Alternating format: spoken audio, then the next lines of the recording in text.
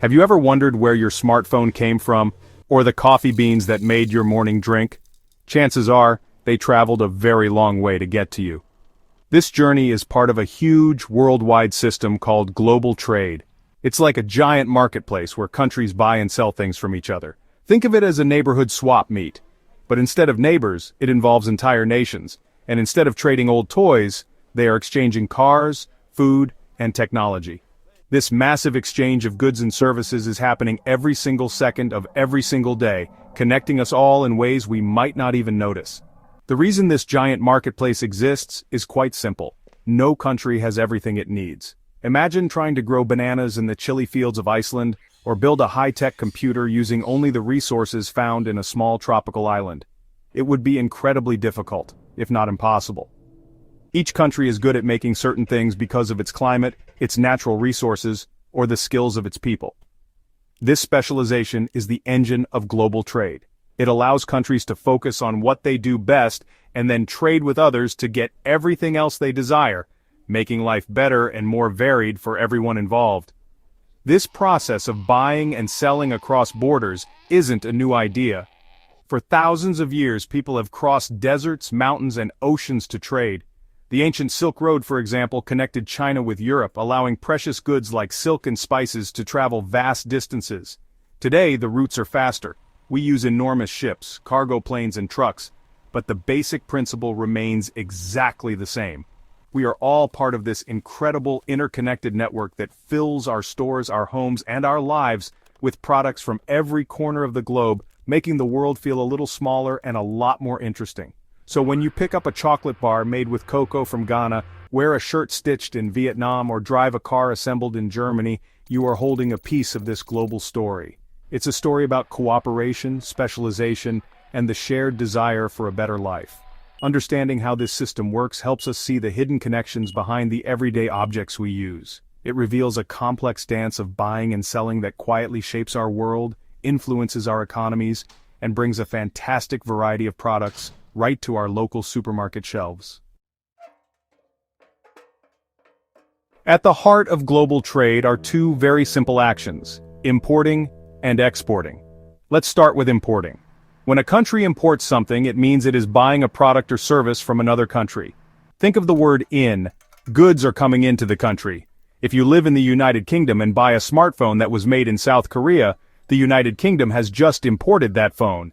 It's the same for the fresh flowers from the Netherlands sold in a local shop, or the wine from France you enjoy with dinner. These are all examples of imports, bringing the world's products to your doorstep.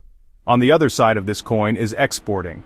When a country exports something, it is selling its own goods and services to another country. Think of the word exit. Goods are exiting the country. For example, the United States is a major exporter of soybeans. When farmers in Iowa sell their soybeans to a company in China, the United States is exporting those soybeans. Similarly, when a software company in India provides IT services to a client in Canada, India is exporting its technological expertise.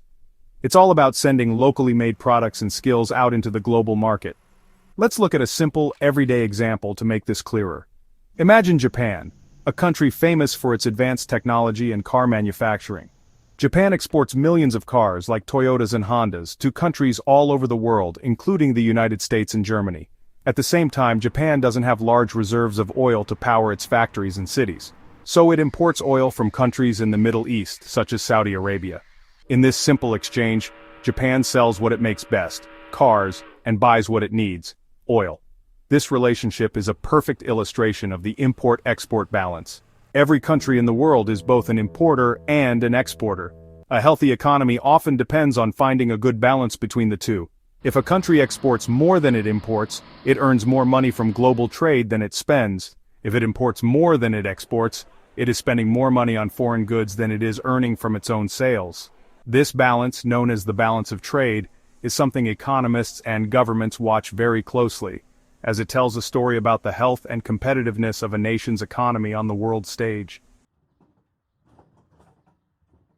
Trading goods across borders isn't as simple as just putting something in a box and mailing it. It involves a surprising amount of paperwork and a clear set of steps to ensure everything goes smoothly. Key documents are needed to track the shipment and make sure it's legal. One of the most important is the bill of lading. which is like a passport for the goods. It's a contract between the person sending the goods and the shipping company, detailing what is being shipped, where it came from, and where it's going. Without it, the goods are essentially stuck, unable to prove who owns them or what their destination is. Another crucial document is the commercial invoice. This is more than just a simple receipt. It's a detailed bill from the seller, the exporter, to the buyer, the importer. It lists the products being sold, their value, and payment terms. This document is vital for customs officials who use it to figure out how much tax or tariff needs to be paid on the imported goods. Getting the details on this invoice wrong can lead to long delays, fines, or even the seizure of the shipment at the border. It's the financial backbone of the entire transaction, ensuring everyone knows what is being paid for. The process itself follows a logical path. First, the buyer and seller agree on the terms. Then the exporter prepares the goods and all the necessary documents. The goods are then transported to a port or airport and loaded onto a ship or plane. Once they arrive in the buyer's country, they must go through customs clearance. This is where officials inspect the paperwork, and sometimes the goods themselves, to ensure everything is legal and the correct taxes are paid. Only after clearing customs can the goods be delivered to the final buyer. Each step requires careful coordination and attention to detail.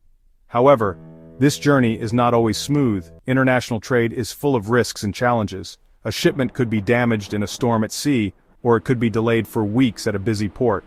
There's also the risk of political problems. A sudden trade dispute between two countries could lead to new taxes that make the goods too expensive to sell. Furthermore, fluctuations in currency exchange rates can change the final price of the goods overnight. A deal that looked profitable one day might become a loss the next. Navigating these potential pitfalls is a key skill for anyone involved in the import-export business. In the past, international trade was a slow and complex business reserved for large companies. Today, technology, especially the internet, has completely changed the game. E-commerce platforms like Amazon, Alibaba, and eBay have created a digital Silk Road, making it possible for almost anyone to become an importer or exporter.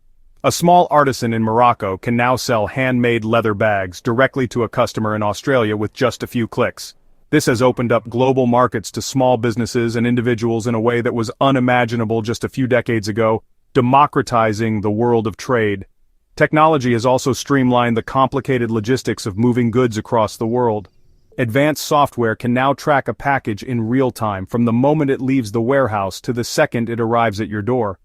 This transparency reduces the risk of lost shipments and gives both buyers and sellers peace of mind. Furthermore, online payment systems like PayPal or Wise have made international financial transactions faster, cheaper, and more secure. You no longer need to go through complex banking procedures to pay a supplier in another country. It can be done instantly from your computer or phone. The impact of all this trade, both old and new, on a country's economy is immense. When a country exports a lot, it creates jobs in its factories and farms. Selling goods abroad brings foreign money into the economy, which can be invested in building better schools, hospitals, and roads. A strong export sector is often a sign of a healthy and productive economy. Think of Germany's powerful car industry or Switzerland's famous watchmakers. Their success in exporting high-quality goods has made their economies very strong and their citizens prosperous. Conversely, imports also play a crucial role. They provide consumers with a wider variety of goods, often at lower prices. Competition from imported products can push local companies to become more efficient and innovative. Imports also give us access to essential raw materials and technologies that we might not have at home. This global exchange ultimately raises the standard of living for everyone. By understanding the simple dance of import and export, we can see how our daily choices connect us to a vast, dynamic, and ever-evolving global economy that shapes our modern world.